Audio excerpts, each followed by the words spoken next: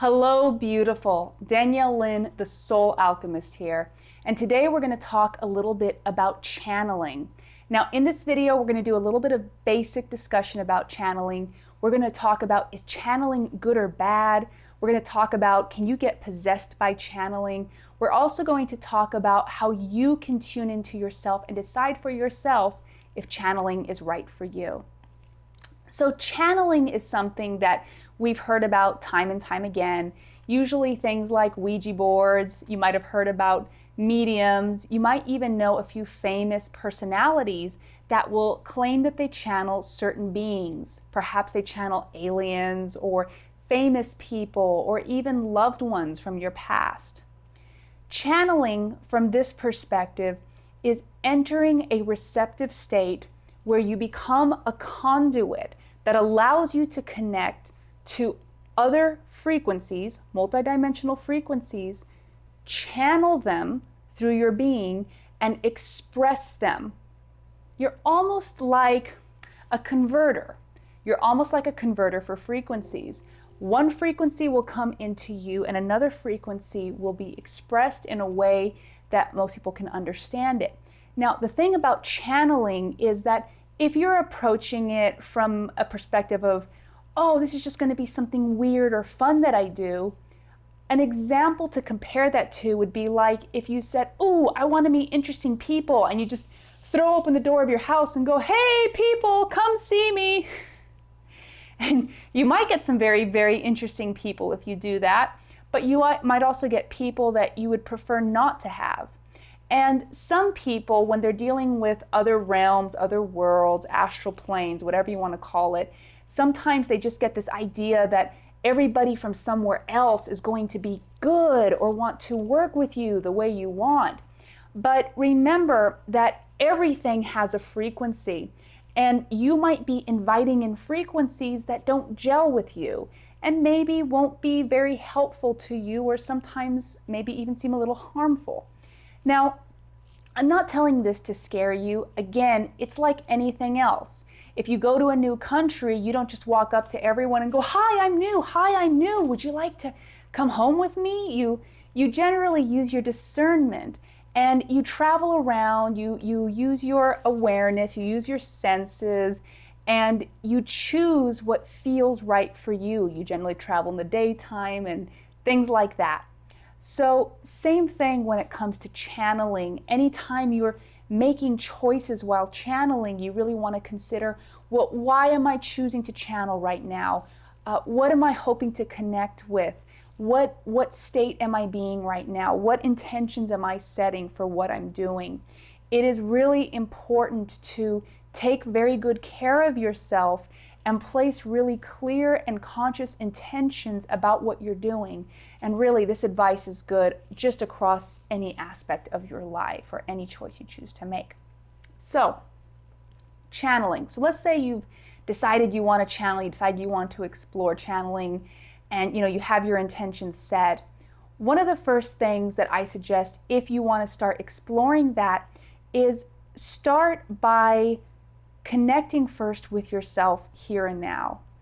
Before I encourage anyone to go channeling, it's so important that you are as grounded and as balanced as you can be here and now. If you are using channeling as a form of escape, or if you are using channeling as a form to try and feel special, usually it'll backfire a little bit on you. And again, that's not a judgment, and it's not to say you can't do that if you want to, but I am suggesting you use a lot of caution and a lot of awareness, because channeling is something that opens you up to spaces beyond where you're at now. And I say it's really important to clear out your stuff here first and be aware and have your stuff here in order before you start welcoming in completely new energies, because then you're going to have all this stuff here and then all this stuff here you're aware of.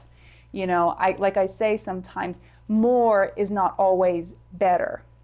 Now that you've decided, you're feeling balanced, you're feeling grounded, you're feeling good, you want to connect because that's what feels aligned with you and your next step in your current journey, then what I would suggest to you is start with some breath meditation I will have a breath meditation video available to you, but you can also do some general searching for breath meditation. There's a lot of wonderful techniques. I would suggest tune into your heart and choose one that feels really aligned with you. As you're doing a breath meditation, you're going to find yourself syncing up, synchronizing your body, your breath, your awareness, and then the very vibration of your energy, the way it flows, are all going to begin syncing up a bit. At this stage, when you are choosing to consciously direct your focus, you will be able to decide where you want to tune in, which is one reason why I say intention is so key here. Now, if you are connected to your higher self, or your, let's call it your soul, if you're connected to your soul and yourself, you might actually, some people do, channel your fuller self. Now, I'm a big believer that embodying yourself is now the natural progression from channeling, because from my perspective, and this is just my own perspective, I find channeling a little clunky. I find it to be an extra step in between what we're already doing. That being said, I would encourage you to follow the truth of your heart. Just because I find it clunky doesn't mean that it isn't perfect for you. And this is why it's so key for each of us to figure out what feels true to us at any given point. Now, channeling can happen in a number of ways. Actually, when you're an artist or a musician, you might find yourself channeling your creative work. Have you ever had like a bit of creative work and suddenly you drew a picture, you're like, whoa, where did that picture come from? Oh my God.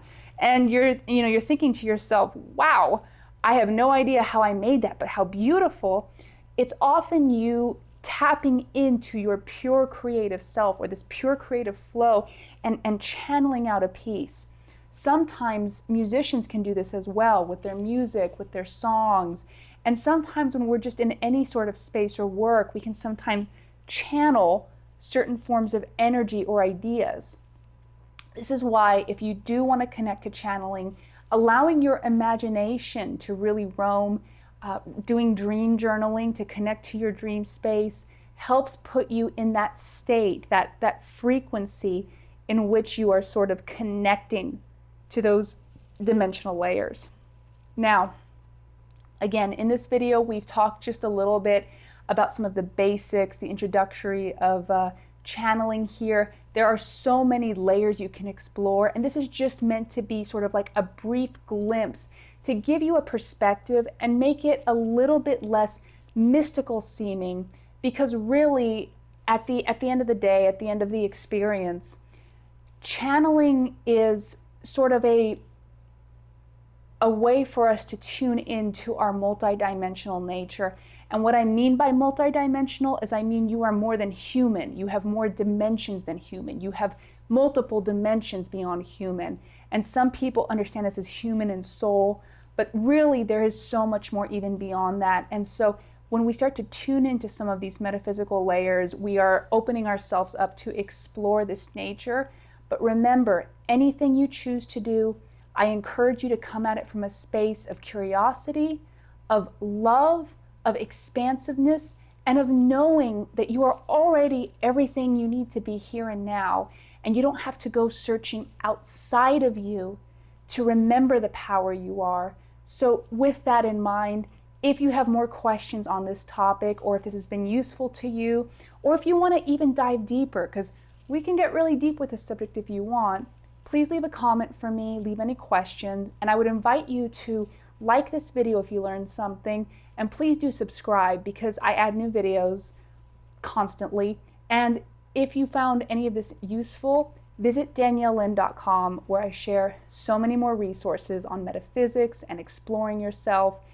I'm Danielle Lynn. It's been amazing talking to you, and remember, you are right where you need to be.